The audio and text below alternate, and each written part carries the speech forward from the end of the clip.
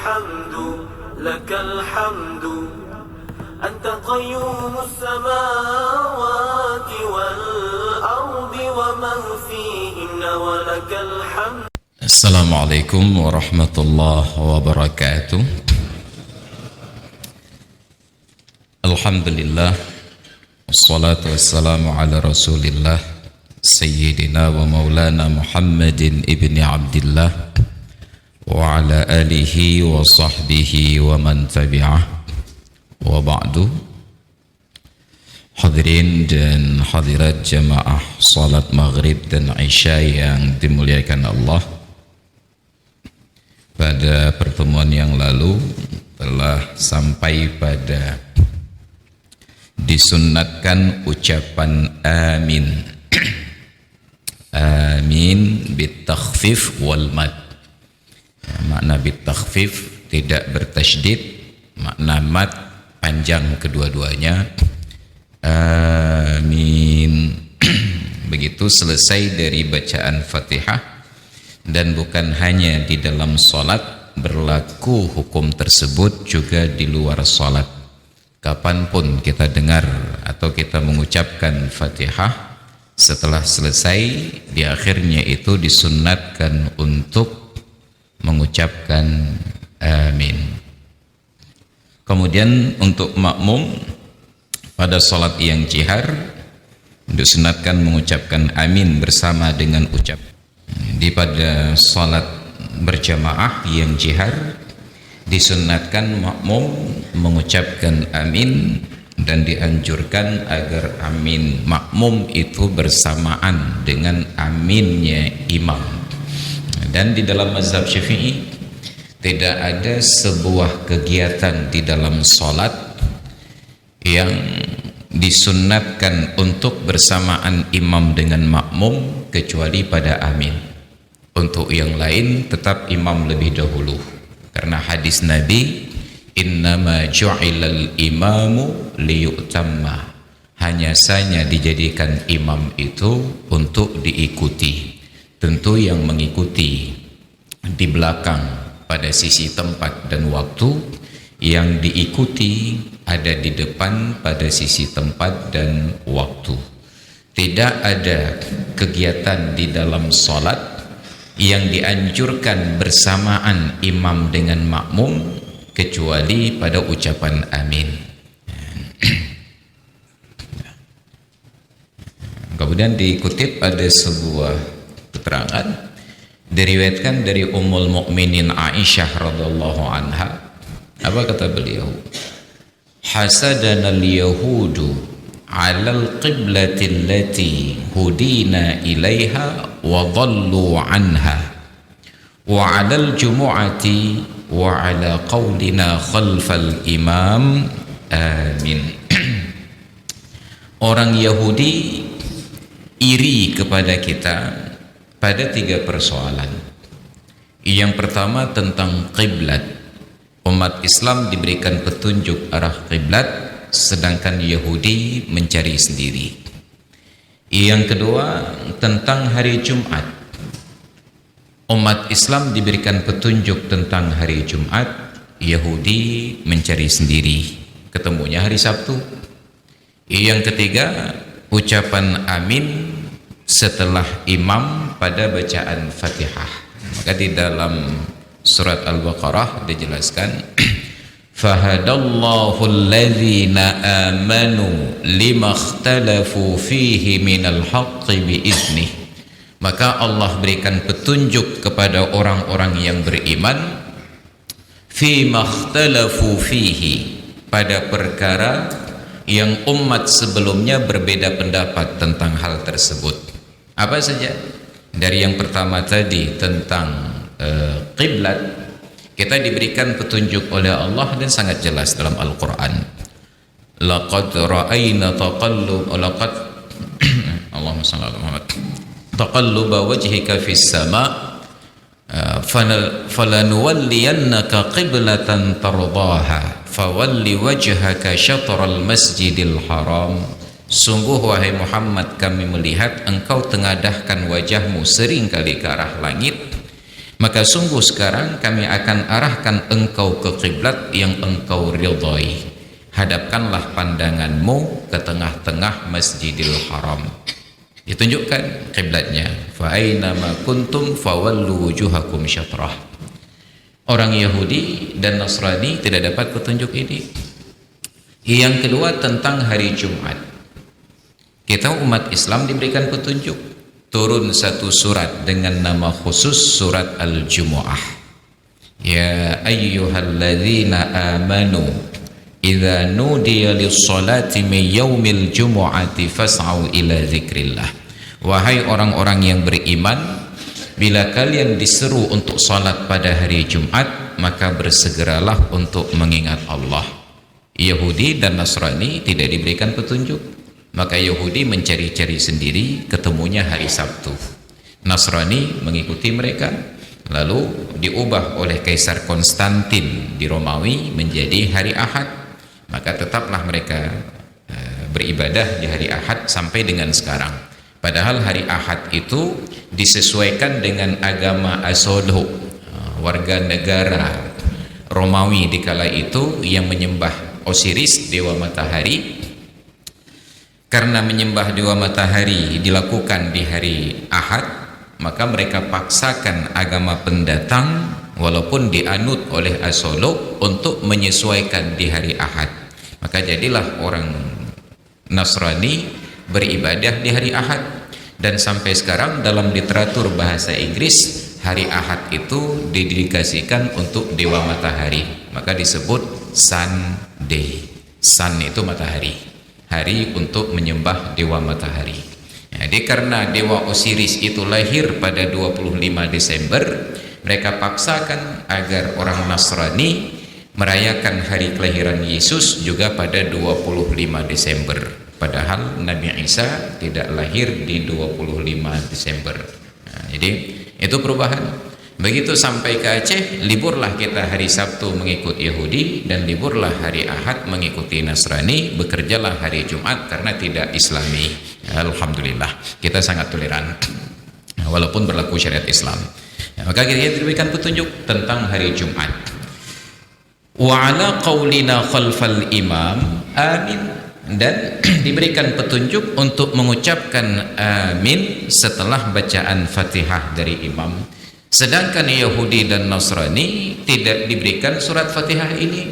Maka ketika Sayyidina Umar bin Khattab berkuasa, suatu hari beliau bertemu dengan seorang tokoh Yahudi, ulama besarnya, ketua MPU Yahudi.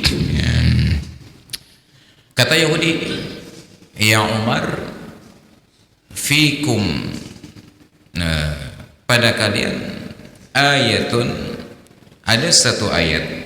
Andai kata ayat itu diturunkan oleh Allah kepada kami ma'syaral Yahud, orang-orang Yahudi, lattakhaznahu aidan, sungguh kami jadikan hari turun ayat tersebut sebagai hari raya. Ditanya oleh Sayyidina Umar, ayat apa itu? Dibacalah surat Al-Maidah ayat 3, potongannya saja. Al-yawma akmaltu lakum dinakum, hari ini kami sempurnakan agamamu untukmu. Kata orang Yahudi, kami berharap agama Yahudi ini disempurnakan, kami berharap agama Kristen ini disempurnakan, tapi ternyata pernyataan sempurna itu pada Islam. Andai kata ayat itu turun pada kami, kami jadikan hari turun ayat itu sebagai hari raya, peringatan. Kata Sayyidina Umar, saya sungguh sangat tahu kapan ayat itu turun dan di mana ayat itu turun. Ayat itu turun pada hari Jumat tanggal 9 Zulhijjah di Padang Arafah ketika Rasulullah sedang menyampaikan khutbatul wada. Saat Nabi sampaikan ayat ini, semua sahabat Nabi yang hadir bersukacita, tersenyum bahagia karena mendapatkan sertifikat pengakuan dari Allah agama telah sempurna. Ketika semua orang tersenyum, yang menangis sedih sesenggukan hanya satu orang, yaitu Umar bin Khattab. Orang lain tersenyum, beliau bersedih. Ditanya, lima tabki ya Abu Hafsin, kenapa engkau menangis wahai Abu Hafsin? Itu kunyahnya Umar. Bukankah sepatutnya hari ini sukacita? Beliau katakan, idza tammal amru bada naqsuhu. Apabila sebuah pekerjaan telah selesai, akan nampaklah kekurangan-kekurangannya. Apa artinya? Bila tugas Rasulullah sudah selesai, maka kehadiran Rasulullah di tengah-tengah kita tidak diperlukan lagi. Itu pertanda bahwa beliau akan berangkat. Hanya Umar yang mengerti ketika semua orang lupa. Terbukti itu terjadi 9 Zulhijjah dan Rasulullah berpulang ke rahmatullah 3 bulan kemudian di 12 Rabiul Awal. Beliau yang pertama tahu, tapi beliau yang paling tidak siap untuk berpisah dari Rasulullah. Maka ketika ajal itu datang, datanglah sahabat menyampaikan berita duka cita tersebut kepada sahabat-sahabat yang lain, termasuk kepada Umar. Mendengar ada yang menyatakan Rasulullah meninggal dunia, Sayyidina Umar tarik pedangnya dan beliau keluarkan ancaman. Siapa yang katakan kepadaku Muhammad meninggal, aku penggal batang lehernya. Yang pegah-pegah Muhammad Abi Mukoh aku dia. Tidak ada yang berani lagi menyampaikan karena takut kotaku. Datanglah Abu Bakar dengan sangat bijak. Beliau tidak temui Umar. Beliau undang semua sahabat datang ke masjid. Di samping kamar tempat jenazah Rasulullah dibaringkan di kamar Ummul Mukminin Aisyah, beliau naik ke atas mimbar. Mimbar Nabi itu terdiri dari 3 anak tangga. 1, 2, 3. Nabi sering berdiri di tangga yang ketiga. Tentang 3 anak tangga ini bukan petunjuk dari Nabi. Tentang mimbar itu pun bukan permintaan dari Nabi.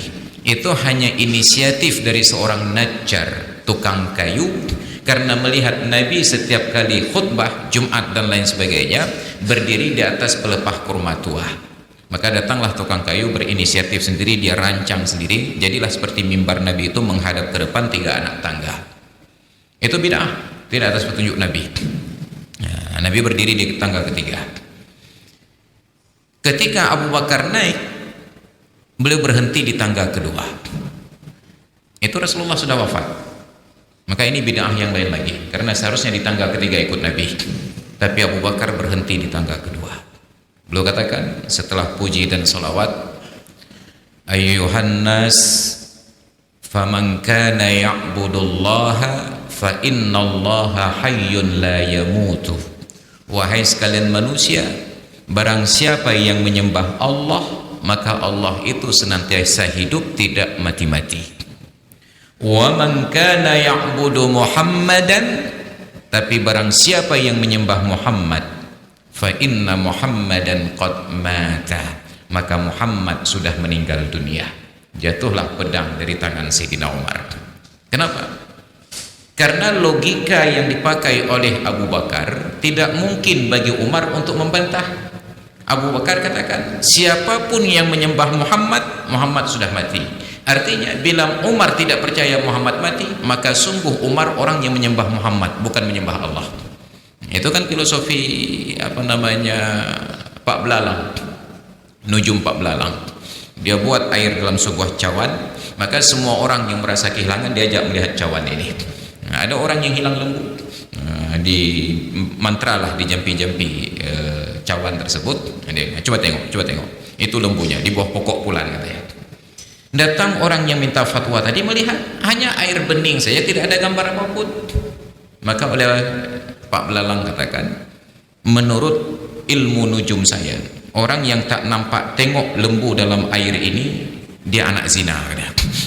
Jadi karena orang ini takut dianggap anak zina, oh yang nampak tengok lembu itu sedang duduk makan rumput. Maka logika seperti ini berlaku untuk menjebak orang. Maka paling mudah menjebak orang sekarang, Anda ini ikut Nabi apa ikut ulama? Semua orang terjebak ikut Nabi, tentu tidak boleh ikut ulama. Ini bahasa yang menjebak. Maka tidak boleh dalam dakwah itu menjebak. Kecuali orang-orang yang sudah sampai pada tingkat keras kepala, menentang, baru perlu dijebak untuk melepaskan kembali simpul pengikat kepalanya. Jatuhlah pedang itu dari tangan Sayyidina Umar. Maka dibacakanlah ayat Al-Quran, surat Ali Imran ayat 144 kalau tidak salah. maka Muhammadun wa ma Muhammadun illa rasulun qad khalat min qablihi ar-rusul afa immata aw qutilan qalabtum ala aqabikum. Muhammad tidak lain daripada seorang rasul yang telah pernah ada rasul-rasul sebelumnya.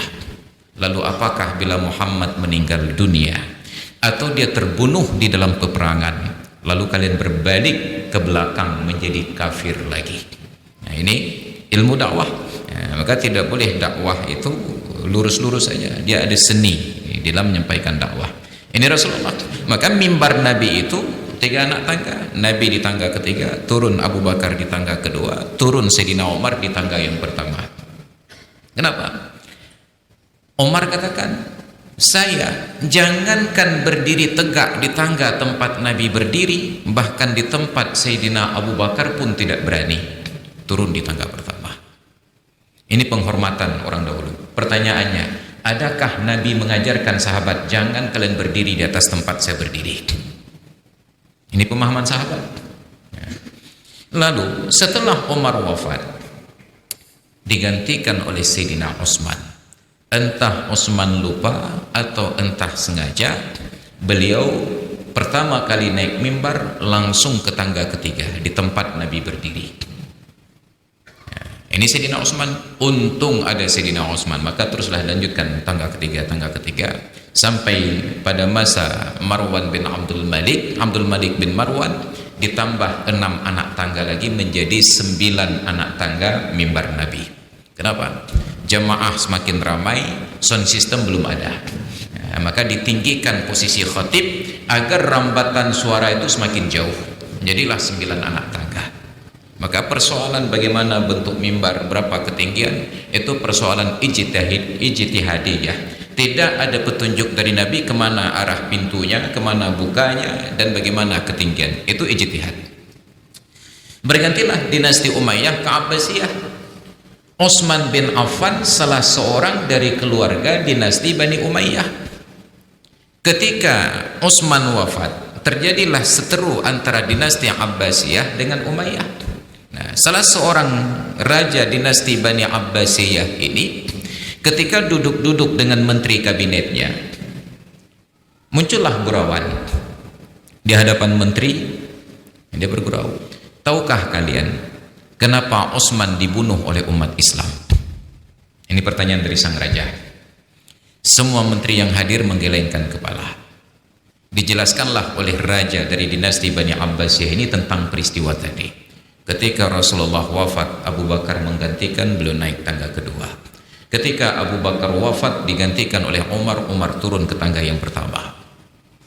Tapi Utsman, mohon maaf ini bahasa sejarah, karena kurang ajarnya dia naik ke tempat Nabi berdiri, makanya dia dibunuh oleh umat Islam. Itu mohon maaf, bahasa sejarahnya demikian. Maka semua menteri yang hadir tertawa terbahak-bahak, kecuali satu orang, mungkin menteri agama atau ketua MUI-nya. Raja buat lelucon, ada menteri tidak tertawa. Ini kan minta kursi panjang nih, minta bangku panjang. Raja buat lelucon, ada menteri tidak tertawa. Dan dipertanyakan oleh raja, "Pekan Hang Hakim, walima la tadhak? Kenapa engkau tidak tertawa?" Dengan wajah sedikit sedih, orang ini menjawab, "Rahimallahu Utsman." Semoga Allah sayangi Sayyidina Utsman. Laulahu, kalaulah bukan karena Sayyidina Utsman berani naik ke atas tangga yang ketiga tempat Rasulullah berdiri, la takhtubuna al-yawma min bi'rin. Sungguh Anda sekarang harus menyampaikan khutbah untuk kami dari dalam sumur. Kenapa? Karena setiap raja turun satu anak tangga. Utsman berdiri di lantai. Sayyidina Ali gali satu anak tangga ke dalam tanah. Muawiyah gali 2 anak tangga. Yazid bin Muawiyah gali 3 anak tangga. Dan jarak Anda dengan Sayyidina Utsman sekarang berselisih sekitar 50 orang raja. Maka ada 47 anak tangga harus digali ke dalam tanah. Di sana Anda berdiri untuk menyampaikan khutbah kepada kami. Untung Sayyidina Utsman naik ke atas, bisalah Anda berbicara di atas sekarang. Terdiam raja ini. Maka Selalu diperlukan ada orang yang membuat pembelaan terhadap Rasulullah, pembelaan terhadap sahabat ketika orang terlalu lancang untuk menistakan Rasulullah dan menistakan sahabat. Nauzubillah. Maka jangan merasa nyaman ketika ada yang menyatakan bahwa ayah Nabi dan ibu Nabi tempatnya dalam neraka. Nauzubillah. Ini ustadz yang berbicara, ayah dan ibu Nabi dalam neraka. Andai kata pun benar, apa faedahnya disampaikan kajian itu kepada jamaah? Pengajian yang tidak menambah keimanan, hanya menambah kekacauan saja. Nah, ini persoalan kita. Itu realitas tentang akhlak. Nah, maka kata Ummul Mukminin Aisyah, Allah berikan petunjuk kepada kita hal-hal yang tidak diberikan kepada umat yang sebelumnya karena kasih sayang Allah Ta'ala. Wa idza lam yattafiq lahu muwafaqatuhu ammana aqba ta'minihi. Apabila tidak bisa bersamaan takbir imam dan makmum, maka ammana aqba ta'minihi, ucapkan makmum ini ucapkan amin setelah selesai amin imamnya. Aqba mengikuti, bukan setelah selesai. Ia amini mengikuti takmin imamnya. Seharusnya imam dulu ikut makmum atau imam bersamaan dengan makmum. Tapi ternyata imam lebih dahulu. Ada imam-imam yang tidak memberi ruang antara selesai Fatihah dengan ucapan amin. Seharusnya ada siktah latifah, ada diam sejenak. Waladdallin,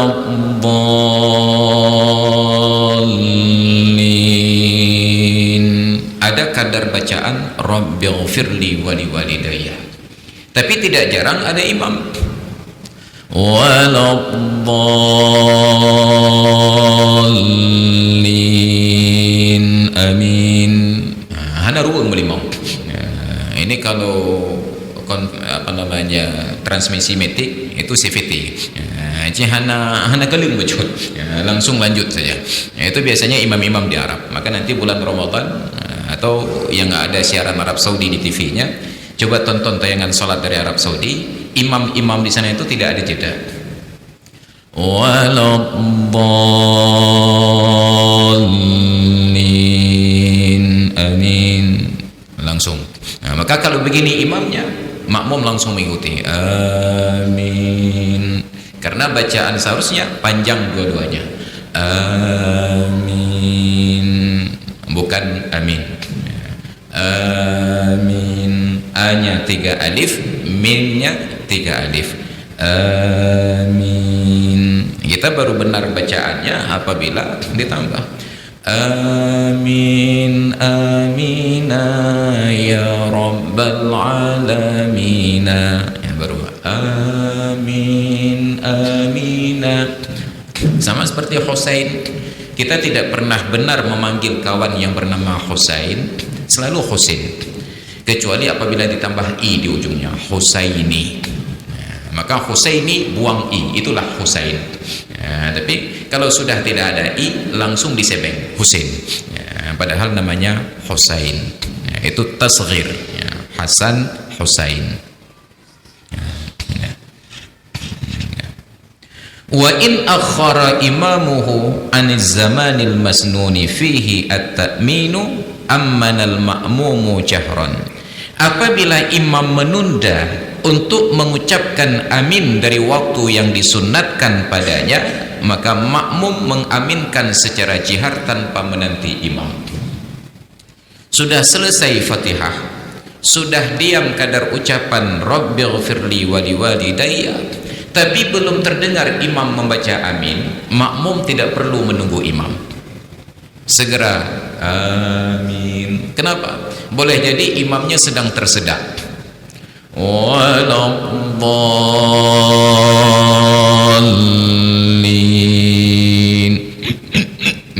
Banyak apa ya? Waktu Rabbighfirli wa liwalidayya sudah lewat, imamnya masih sedang tersedak. Jangan lagi tunggu imam, langsung amin. Fa in akhara al-imamu an zamanil masnun fihi at-ta'minu ammanal ma'mumu jahran. Jadi tidak perlu menanti imam. Kalau sudah tiba waktunya tidak perlu menanti imam.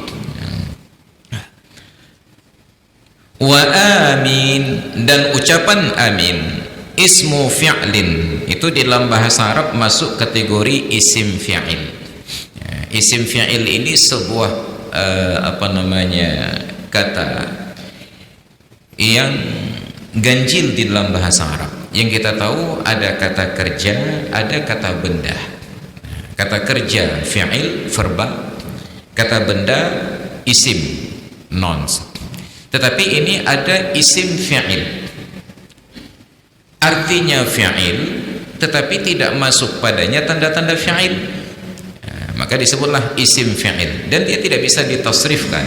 Kalau fi'il itu bisa ditasrifkan, memukul, daraba, daraba yadribu, daraba, daraba, darabu, yadribu, yadribani, yadribuna. Tapi amin tidak bisa ditasrifkan, maka dia mempunyai makna seperti fi'il tetapi mempunyai bentuk seperti isim yang jamid. Maka disebutlah isim fi'il, artinya istajib, kabulkanlah ya Tuhan, istajib minni, terimalah dariku. Alal fatahi, dibina dengan baris fathah, amina, kalau dihidupkan barisnya.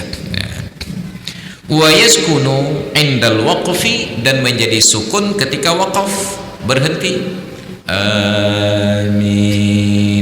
Tapi bila dilanjutkan, amina ya rabbal alamin, maka orang yang membaca amin dilanjutkan amin, amina, tidak bisa aminu, tidak bisa amini. Itu mabniyun alal fathi, tetap barisnya fathah, amina ya rabbal alamin. Bagi orang Arab, baris ini secara ilmu nahwu dan dalam bahasa Arab fushah itu sangat berpengaruh. Tetapi di dalam bahasa pasaran mereka tidak terlalu hiraukan baris.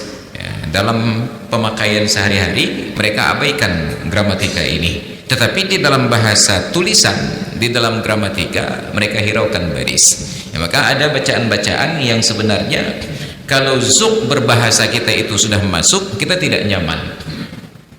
Dulu saya mengkritisi anggota DPD RI yang sekarang jadi anggota DPR RI, Bang Rafli, karena dalam salah satu lagu beliau, ya Rasulullah, ya Habibullah, saya ketemu beliau, saya katakan, Bang, secara bahasa Arab ini salah. Ya itu huruf nida, Rasulullah itu munada mudhaf dan mabniyun alal fathi, maka seharusnya ya Rasulullah, ya Habiballah, tidak boleh ya Rasulullah. Arti tidak berubah, tetapi secara gramatika itu salah. Dan salah gramatika bagi orang yang zuk berbahasanya sudah masuk itu terasa sangat mengganggu. Bukan berarti secara makna salah, tetapi perasaan berbahasa keliru. Bayangkan kita ketemu dengan ayah, di dalam bahasa Aceh kita sapa, ya kahom ya ino, kepada ayah, ya kahom ya ino. Secara makna salah enggak kita sebut kah kepada ayah? Ya kahom ya ino. Orang akan menganggap kurang ajar sekali, nah ini mekah-kah ngayah ya. Padahal secara gramatika sudah benar, tetapi ada etika berbahasa, ya ran hom ya ino. Padahal idran-kah itu tetap bahasa Arabnya anta, bahasa Inggrisnya you. Maka orang Inggris tidak ganti-ganti you itu, kepada kawannya you, anaknya you, ayahnya you, ibunya you, neknya you. Orang Arab kepada Allah anta, kepada Nabi anta, kepada kawannya anta, kepada musuhnya anta. Tapi dia orang Acehnya macam model ke hadran, ke promoh gada, ke hanu kah, gada kah hadran no cano mano. Maka orang Arab memperhatikan gramatika ini. Maka ada hal-hal yang ketika zuk berbahasa itu masuk, kita menjadi tidak nyaman. Maka itulah yang menciptakan ketidaknyamanan bagi saya. Ketika tadi listriknya tidak nyala, kita sebut mati lampu. Karena untuk lampu tidak disebutkan mati, tetapi padam. Dalam bahasa Aceh disebut lhun. Hu panyot, lhun panyot. Kan udip panyot, mati panyot. Hu lampu, lehun lampu, hu listrik, lehun listrik, nyala listrik, padam listrik. Maka orang PLN baru benar bahasa mereka saat buat pengumuman jadwal pemadaman bergilir, bukan jadwal kematian bergilir. Ya, makanya bukan mati namanya. Jadwal pengumuman jadwal kematian bergilir. Habis dia. Hari ini jadwal kematian di cot masjid dia. Nyandeng ke imam susah pun. Kenapa? Banyak jenazah yang harus di fardu kifayahkan. Ini persoalan berbahasa. Maka tidak boleh sembarangan mengucapkan amin. Nanti ada beberapa pilihan. Amin. Nah, ada amin. Nanti ada amin. Nanti ada amin. Masing-masing itu mempunyai artinya. Dia tidak boleh berganti. Jadi diwakafkan apabila berhenti, disukunkan ketika wakaf, dan berbaris fathah bila dilanjut. Kemudian disunatkan kepada imam untuk diam pada salat jihar setelah selesai Fatihah dan amin tadi, biqadri qiraatil ma'mumil fatihata, dengan kadar makmum selesai baca Fatihah. Begitu selesai bacaan waladdallin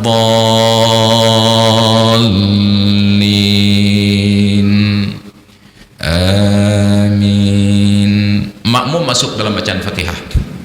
Imam disunatkan untuk diam. Makna diam di sini bukan diam tidak boleh berbicara dan membaca, hanya diam tidak bersuara. Maka dalam keadaan diam tersebut annahu wa ayyashtaghilla fi hadhihi siktati bidu'ain aw qira'atin wa hiya aula, dan imam dalam posisi memberikan ruang kepada makmum untuk membaca Fatihah tadi, menyibukkan diri untuk membaca surat ataupun berdoa. Boleh berdoa, boleh membaca surat. Yang lebih utama membaca surat di dalam diamnya. Dan disunatkan wa yura'ainahu yura'a at-tartibu wal muwalatu bainaha wa baina ma yaqra'uha ba'daha. Dan kalau imam di dalam diam itu membaca surat, disunatkan ada tertib dan mualat antara surat yang dibaca di dalam diam dengan surat yang dibaca ketika jihar. Misalnya selesai amin tadi, waladdallin amin, dalam diamnya imam baca surat Al-Fil, alam tara kaifa fa'ala rabbuka bi'ashabil fil. Begitu selesai bacaan surat ini, selesai Fatihah makmum, dilanjutkan surat berikutnya, yaitu surat Al-Quraisy. Bismillahirrahmanirrahim. Li'ilafi Quraisyin ilafihim. Ini pada surat Al-Quraisy juga sering banyak yang salah bacaannya. Li'ila, ilafun itu satu rangkaian kata, ilafun kebiasaan. Li'ilafi Quraisyin ilafihim. Jadi bukan ila fihim satu kalimat yang lain. Nah, makanya di sini penting kita memahami terjemahan bahasa Arab agar kita tidak salah berhenti ketika membaca ayat. Li ilafi Quraisyin ilafihim rihlatash shita'i was-saif. Karena dulu ada guru-guru saya yang ketika membaca Samadiyah Qul huwallahu ahad, itu qulnya panjang. Qul huwallahu ahad. Itu satu-satunya di dunia. Ya, Qul huwallahu ahad, panjang qul. Ya, dan itu sudah menjadi tradisi turun temurun. Ya, harus diluruskan becat gure. Ya, walaupun guru, bukan karena guru berarti beliau sudah tidak salah lagi. Guru pun berpotensi salah. Maka diingatkan dengan cara-cara yang beradab. Jadi disunatkan untuk menjaga tertib antara surat yang dibaca di dalam diam dengan lanjutan surat yang dibaca ketika jihar nantinya. Yusannu siktatun latifatun biqadri subhanallah baina amin was surah wa baina akhiriha wa takbiratir ruku' wa baina taharrum wa du'ail iftitah wa bainahu wa bainat ta'awuz wa bainahu wa bainal basmalah. Ada kadar diam sekadar ucapan subhanallah. Di mana disunatkan diam kadar ucapan tersebut? Yang pertama, antara ucapan amin dengan membaca surat. Andai kata kita sholat sendiri, waladdallin, amin, subhanallah, bismillahirrahmanirrahim. Bukan disuruh baca subhanallah, tetapi kadarnya itu kalau ucapkan subhanallah mungkin baru bismillahirrahmanirrahim. Karena ada yang langsung amin, bismillah, berarti hilang sunat ini. Sunat diam kadar subhanallah, itu yang pertama. Wasurah wa baina akhiriha wa takbiratir ruku'. Dan disunatkan diam kadar ucapan subhanallah ini antara akhir surat dengan takbir untuk ruku'. Misalnya setelah Fatihah imam membaca surat Al-Fil tadi, faja'alahum ka'asfim ma'kul, subhanallah, Allahu akbar. Jadi tidak langsung faja'alahum ka'asfim ma'kul, Allahu akbar. Disunatkan diam kadar ucapan subhanallah. Kemudian yang ketiga, wa bainat taharrum wa du'ail iftitah, antara takbiratul ihram dengan membaca doa iftitah, Allahu akbar, subhanallah, Allahu akbar kabira walhamdulillah katsira. Karena biasanya Allahu akbar kabira, tidak ada jeda. Bahkan ada yang menghemat, Allahu akbar kabira walhamdulillah katsira. Menghemat Allahu akbar sekali, ya, nyandum hematnya lah semayangan. Jadi seharusnya diulang takbir, tetapi antara takbiratul ihram dengan Allahu akbar kabira ada diam kadar subhanallah. Wa bainal iftitah wa bainahu wa bainat ta'awuz, disunatkan lagi diam kadar ucapan subhanallah ini begitu selesai doa iftitah dan sebelum membaca a'udzubillah, wa ma ana minal musyrikin inna salati wa nusuki wa mahimmati lillahi rabbil alamin la syarika lahu bidzalika umirtu wa ana minal muslimin, subhanallah, a'udzubillah. Kemudian antara a'udzubillah dengan bismillah diam lagi kadar ucapan subhanallah. Dan jangan pernah berharap itu terjadi pada sholat tarawih, karena sholat tarawih itu mabniyun ala takhfif, karena sholat tarawih prinsipnya sesuai dengan amanat proklamasi, diselenggarakan dengan cara yang seksama dan dalam tempo yang sesingkat-singkatnya, maka dipercepatlah. Hadirin dan hadirat sekalian yang dirahmati Allah, karena waktu bola sudah menjelang kumandang azan Isya, kita padakan dulu uraian sampai di sini. Dan bila ada hal yang ingin ditanyakan, kita ambil waktu sedikit, disilahkan dengan segala hormat.